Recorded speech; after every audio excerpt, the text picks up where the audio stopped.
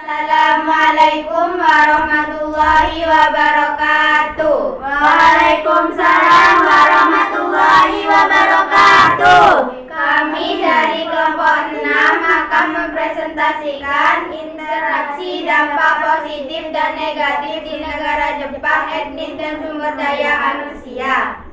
Saya Auladina Zahra sebagai moderator. Saya Nurul Fajarina Komaria sebagai pemateri pertama. Saya Sifatul Khairah sebagai pemateri kedua. Saya Nurul Aulia sebagai notulen. Dipersilakan untuk pemateri pertama untuk membaca simpulan tersebut. Dampak positif. Diperolehkannya bahasa Indonesia selama menjajah Indonesia Jepang melarang penggunaan bahasa Belanda atau segala hal yang berbau Belanda. Melarang asalnya Jepang berdalih ingin menghapus imperialisme Belanda di Indonesia. Dengan kebijakan itu, Indonesia cukup diuntungkan karena bahasa Indonesia diperbolehkan digunakan dalam kehidupan sehari-hari. Dengan demikian, bahasa Indonesia resmi menjadi bahasa nasional yang digunakan di berbagai daerah. Dampak militer. Mengingat Jepang kerap menjadikan rakyat Indonesia pembantu dalam perang, hal ini membuat Indonesia berkesempatan mempelajari hal-hal terkait militer.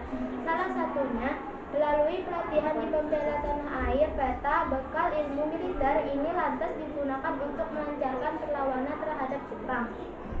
Dampak kesenian dan kebudayaan. Tak cuma dari segi militer, bidang kesenian dan kebudayaan Indonesia juga terdampak positif. Dunia perfilman tanah air semakin terorganisir meskipun terdampak positif. Dunia perfilman tanah air semakin fokusnya hanya diperbolehkan menunjukkan dukungan terhadap Jepang. Kebijakan Nippon yang memperbolehkan penggunaan bahasa Indonesia juga berhasil membangkitkan jiwa nasionalisme. Rasa nasionalisme ini juga dikembangkan melalui upacara bendera. Dampak negatif.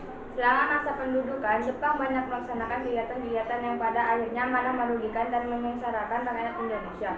Hal ini dilakukan demi memenuhi keperluan mereka, baik di bidang politik, ekonomi, sosial, atau budaya.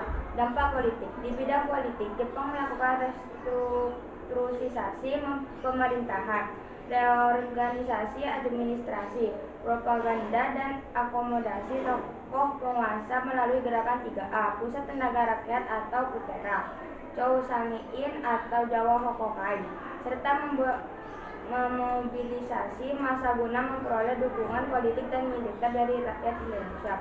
Dampak ekonomi. Di bidang ekonomi, Nippon mengambil aset-aset yang semula dikuasai sekutu, serta mengadakan setoran wajib dan koperasi bersama. Kebijakan tersebut akhirnya malah merugikan rakyat Indonesia karena Jepanglah yang menerima setoran lebih banyak. Dampak sosial. Di bidang sosial, Jepang mengeksploitasi rakyat Indonesia dengan membentuk Romusa. Melalui kebijakan ini, laki-laki Indonesia melakukan kerja paksa, sedangkan para perempuan dijadikan jubun lanfu atau tenaga penghibur untuk memuaskan hasrat tentara Jepang. Dampak budaya. Adapun di bidang budaya, Jepang ingin menanamkan kebiasaan seikere, yaitu membungkukkan badan terhadap kaisar. Kebiasaan tersebut jelas bertentangan dengan cara ibadah rakyat Indonesia yang mayoritas umat muslim. Etnis di negara Jepang. Jepang memiliki beberapa suku, seperti suku Yamato, Ainu, dan juga Ryukyu. Setiap suku memiliki tantangan masing-masing di era modern seperti sekarang ini, terlebih bagi suku minoritas seperti suku Ainu dan Ryukyu. Penduduk Jepang terdiri atas beberapa etnis, tetapi yang dominan adalah etnis Jepang 9,5%, Korea 0,5%, Cina 0,4%, dan yang lainnya 0,6%.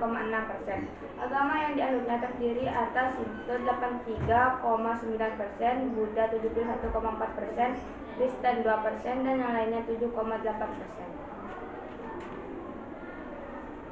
Sumber daya manusia di negara Jepang. Sumber daya manusia adalah salah satu komponen yang penting dalam pengembangan suatu negara. Sebuah negara akan mengalami kemajuan yang signifikan tergantung dari tingkat pengetahuan SDM negara tersebut. Sebut aja SDM negara Jepang yang mengalami kemajuan pesat, terhitung dari pengeboman Hiroshima dan Nagasaki. Kini Jepang menjadi negara maju di dunia yang patut dicontoh oleh negara-negara berkembang seperti Indonesia. Tidak hanya Jepang, tetapi juga Amerika, Jerman, dan negara maju lainnya yang mempunyai sumber daya manusia unggul dan berkualitas.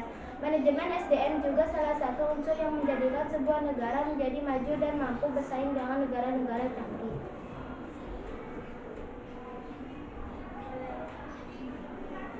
Apa ada pertanyaan dari kelompok lain? Ada. Apa dampak sosial di negara Jepang?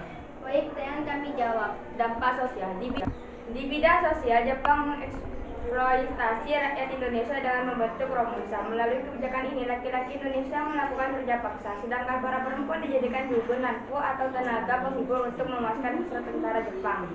Apa jawaban kami diterima? Ya, diterima. Cukup sekian presentasi kelompok kami, kurang lebihnya mohon maaf. Wassalamualaikum warahmatullahi wabarakatuh. Waalaikumsalam warahmatullahi wabarakatuh.